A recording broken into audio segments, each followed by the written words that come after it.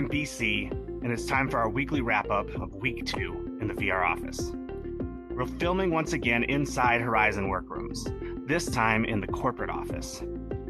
Another shout out to my wife for filming. This week, I spent a total of 24 hours and 40 minutes in the VR office across 45 different VR sessions in 9 categories. So let's dive into this week's stats. The largest chunk of time was spent in focus this week, coming in at 9 hours and 2 minutes across 16 VR sessions. While my overall hours ticked down a little this second week, my time in the private office actually went up 2 hours. I really am getting at home in the VR office. One interesting observation this week has been my relationship with this clock. It sits on the corner of my virtual desk and I look at it constantly, making sure that I get to my Zoom meetings on time. You can't lose yourself in the metaverse quite as easily if there's a clock on your desk helping you keep track of the time. Meetings continued to be a large space for me this week. I spent 4 hours and 37 minutes across 8 VR sessions in team meetings and 2 hours and 49 minutes across 6 VR sessions in one-on-one meetings. I held several regular meetings in VR this week, which actually feels very normal now. The cool thing that happens when you meet in VR with others consistently is that the medium of virtual reality actually fades into the background. One day you just start seeing those face-to-face meetings as, shocker, face-to-face meetings. It's hard for me to articulate how profound that light bulb moment is when it happens, but you have to create the opportunity by using the platform consistently. Next, we have Mini Mindfulness, where I spent 2 hours and 22 minutes across 5 VR sessions. Full attendance at morning meditation for me this week. Be sure to check out day 10 to hear more about my exploration of mixed reality when I used a meditation app alongside VR to create a cool guided meditation opportunity for myself. The morning sessions in VR with my coworkers continue to be a highlight of the VR office for me.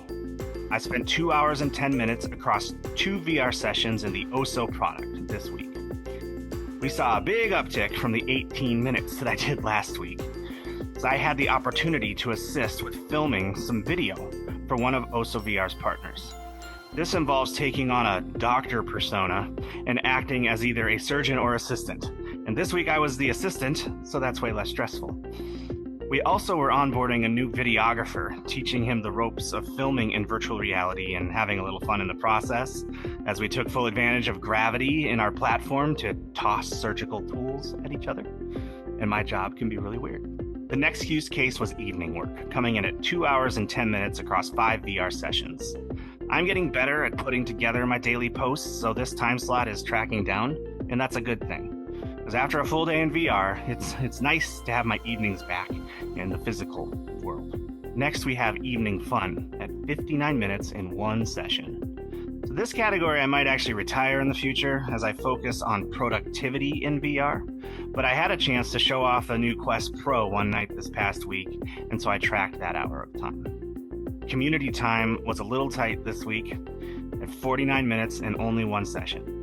I wasn't able to host my regular weekly Oso community time on Wednesday, and we cut our team community time a little short this week due to competing priorities. So while this social time is crucial to the success of working in a VR office, it's also important to make sure such time doesn't interfere with deadlines and urgent tasks that we have. I barely got to Abbey Road at all this week, totaling 18 minutes in 1 session. One of the architects of the project was actually traveling, and that led me to use my personal office more than Abbey Road. Hopefully I get there more in the future, as working in passive collaborative VR is something that I do want to prioritize. Another great week in the VR office. After the honeymoon period of the first week, I was a little worried that I'd see a massive drop-off in week 2. And while the number went down a few hours, the areas impacted were actually more about social spaces that I simply didn't have time for this week. At the same time, my hours of solo work in VR actually rose, as I noticed my use of time being much more efficient when in a headset.